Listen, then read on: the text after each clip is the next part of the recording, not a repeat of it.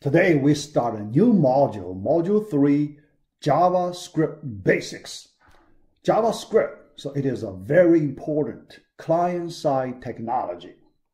Although it could be applied at the server side, but the chances you use it at the server side is very little. So for this class, we focus on the client side, JavaScript. All right, part A, getting started with JavaScript. But we have one small topic left from the CSS. So first, in our part 8.1, let us complete CSS layout control part 3 first. All right. First, let us look at overflow property. Overflow, yeah. So this property, from the name, property name, you can guess. So what we're going to use this property, right? Yeah.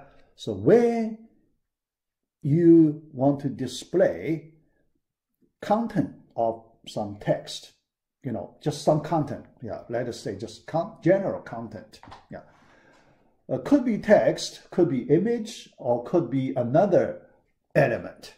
Yeah, some content. Yeah. You may have a chance the content filled in the certain area, but you get overflow. When you have that situation, you need to use this property to display your content completely in a graceful way. Yeah. So let us look at how do we use this property. Yeah. So we do part 1, part 2. Yeah. All right, so part 1, the CSS overflow property controls what happens to the content that is too big to fit into an area of the current element. You have some element already. Yeah. So here, let us talk about an element.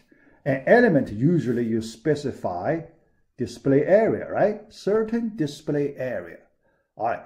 Then inside this display area, you want to display certain content.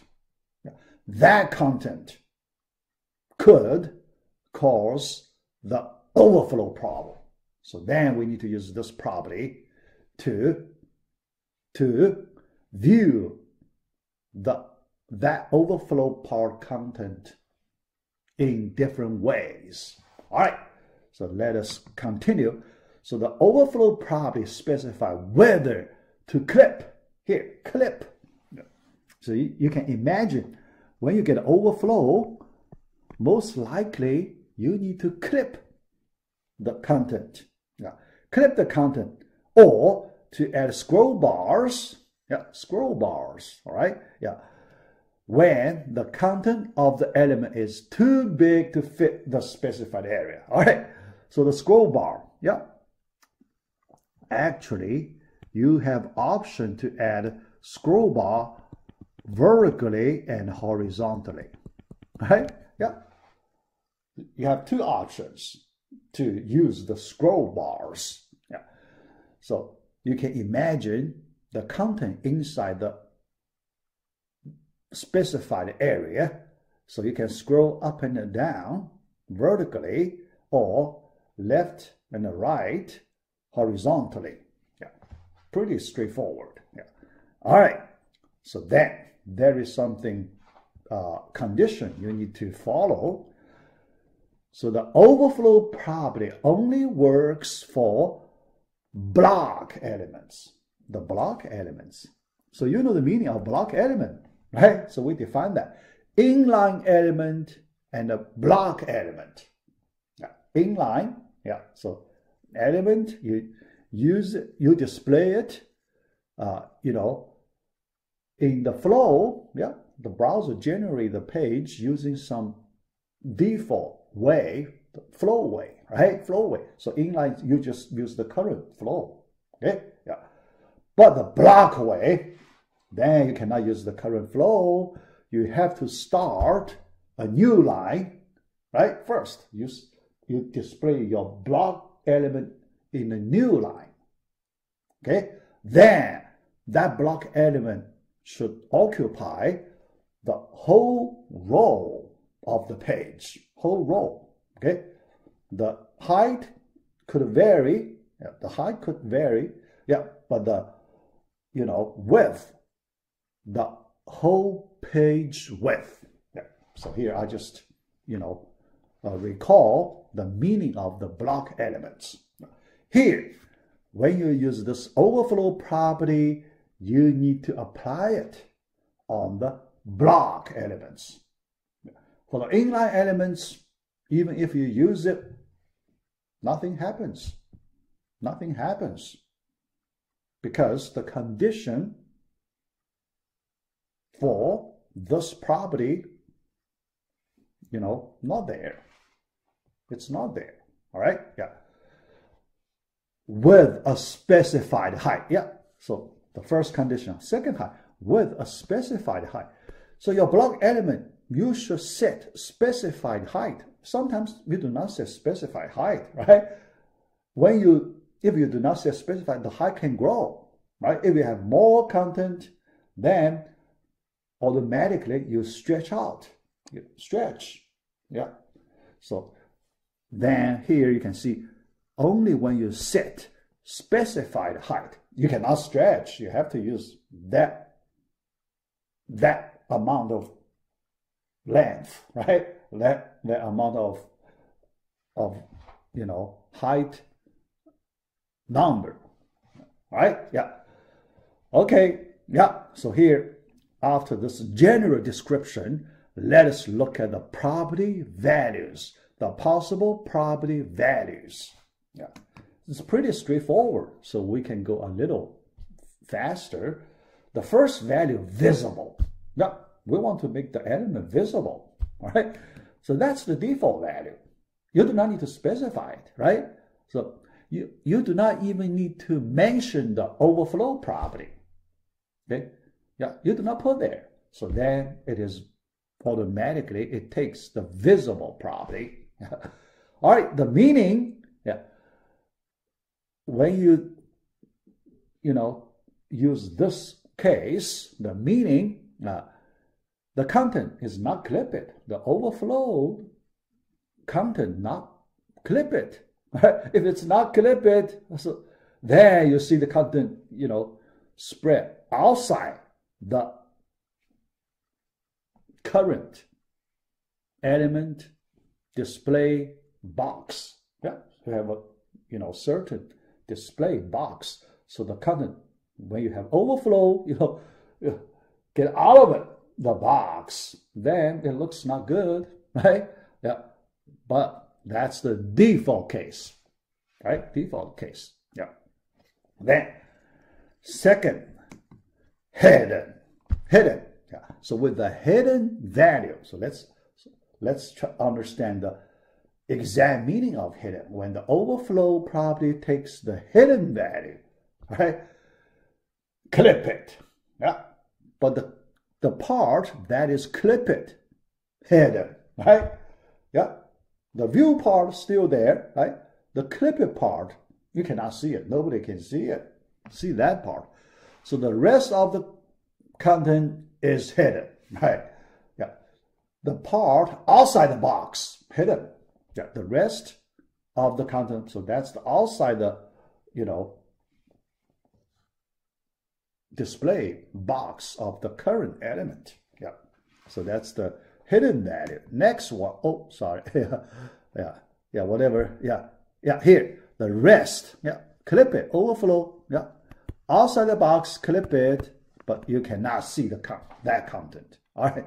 Yeah, the next value, scroll. This time, you use the scroll, overflow property, scroll. All right, just scroll. But when you specify the value scroll, do you scroll horizontal bar or vertical bar, right? Because you do not specify which bar you want to scroll. The meaning, both. Yeah. All right. Yeah, so this time, if you use this one, you scroll both directions. Yeah. But, so you may ask this natural question. Sometimes I like to scroll my content horizontally. Sometimes I like to scroll the content vertically. Yeah, that's easy. You have the control on it. Yeah. Let us look at the example here.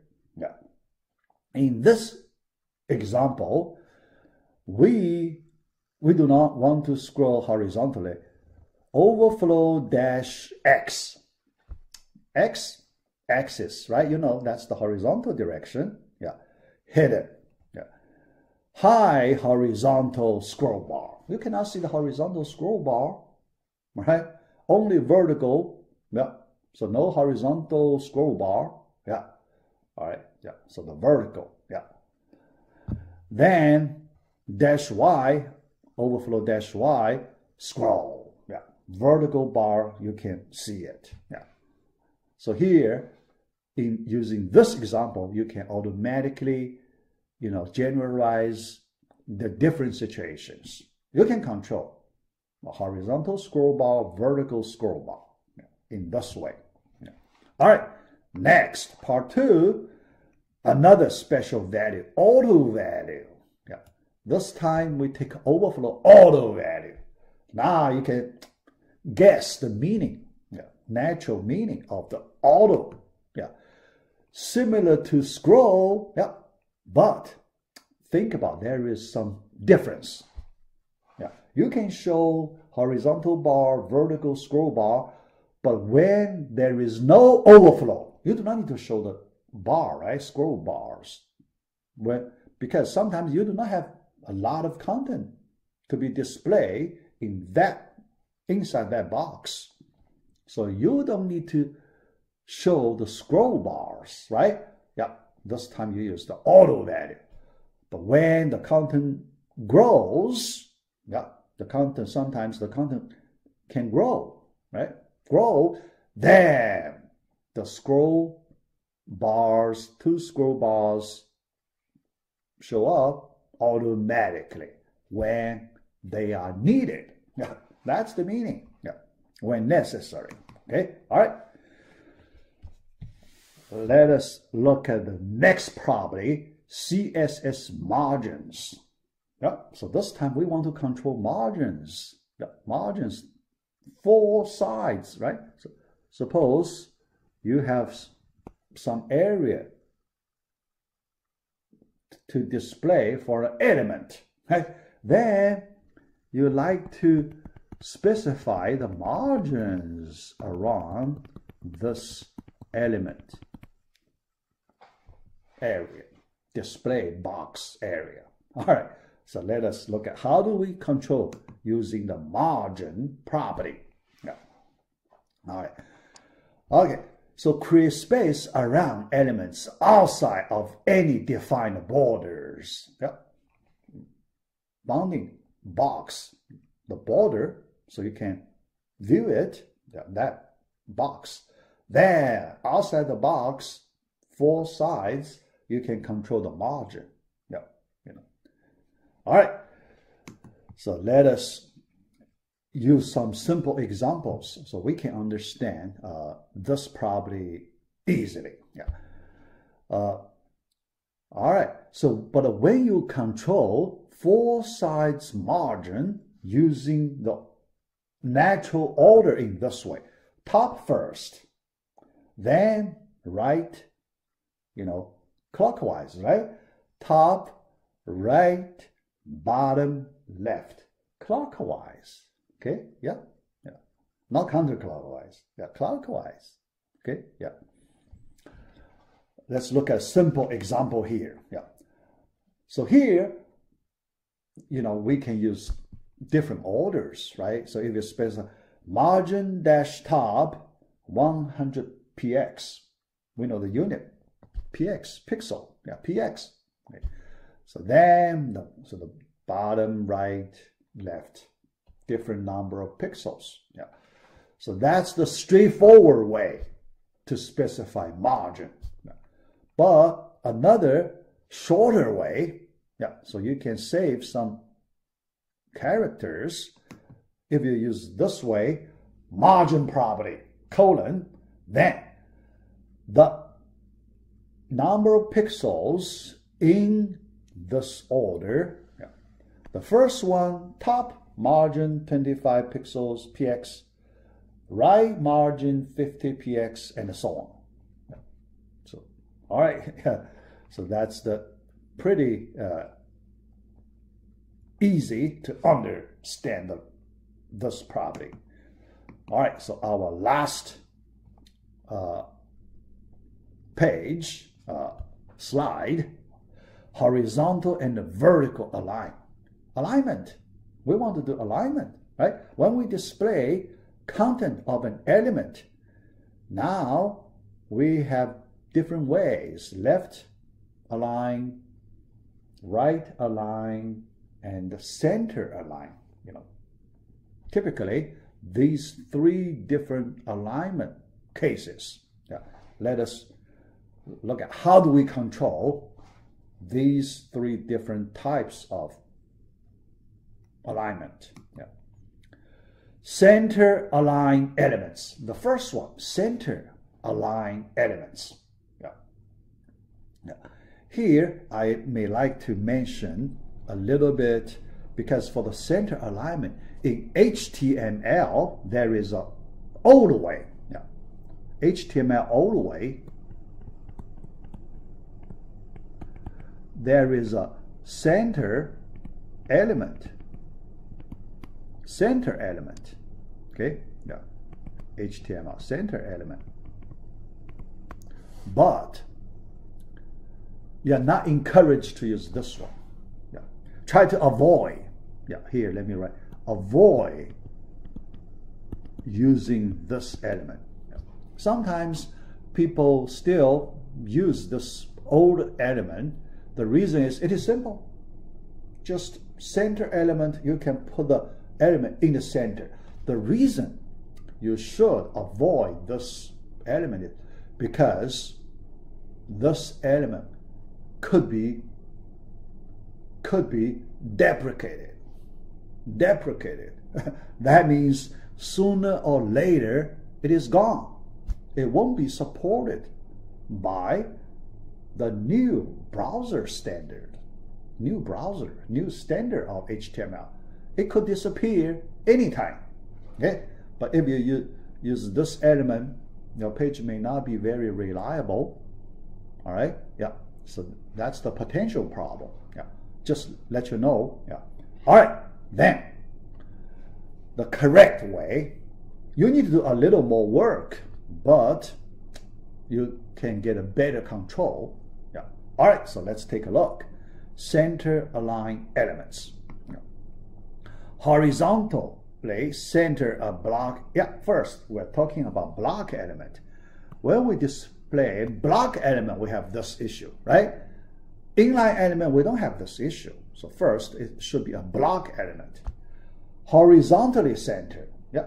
So when we do the center, we place our element and in the, the current row, but center location. Yeah. All right. Yeah. How to do it? Yeah. Here we use div element as example. So this is most commonly used, the block element, the div element. How to make it center alignment? Use margin property, but we take auto value. Auto, yeah. You do not specify certain number of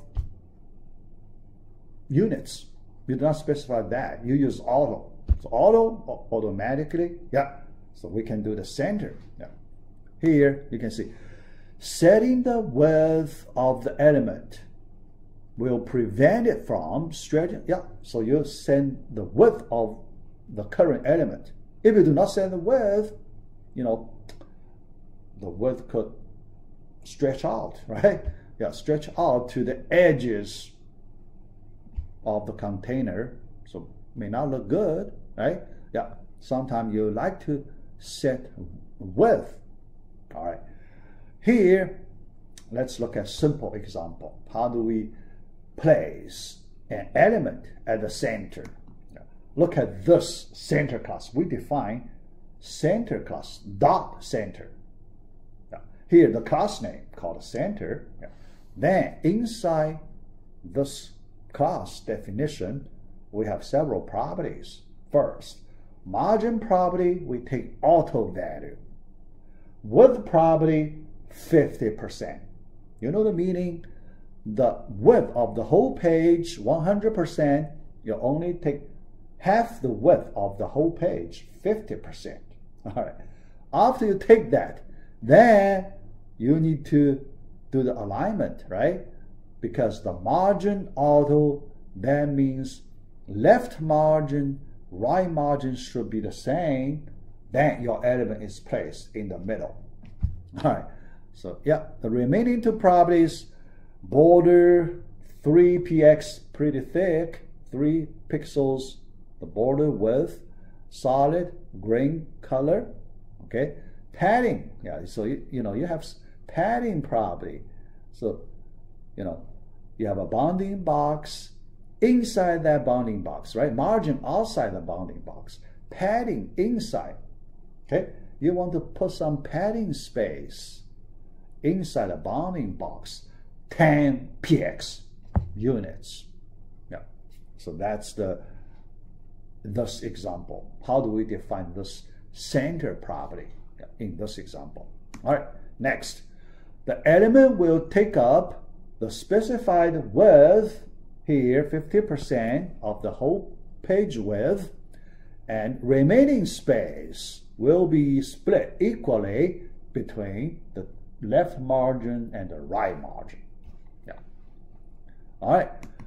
The last one here, when we make alignment, here there are two cases. So let us look at the two cases we may have when we work on the HTML pages. Yeah. The first one, center aligned text. Yeah. So that's the most common case. Yeah. Center aligned text. Yeah. Text content. Yeah. All right. When you do that, so there is a special property, text-align. Text-align. Yeah. So in your element, okay, in your block element, certain element, yeah. So you want to put your text at the center, yeah. Text-align, yeah. But you may have situation you need to center an image. So you cannot use this property, text-align. So this time, you do not use that text-align. You just use our general margin-left, margin-right auto. Yeah, yeah, okay, yeah. But here you can see margin left and margin right. But here, this one, the same thing, right? We do not specify margin left, margin right. We just say margin colon auto. We can do the same thing. Yeah. All right.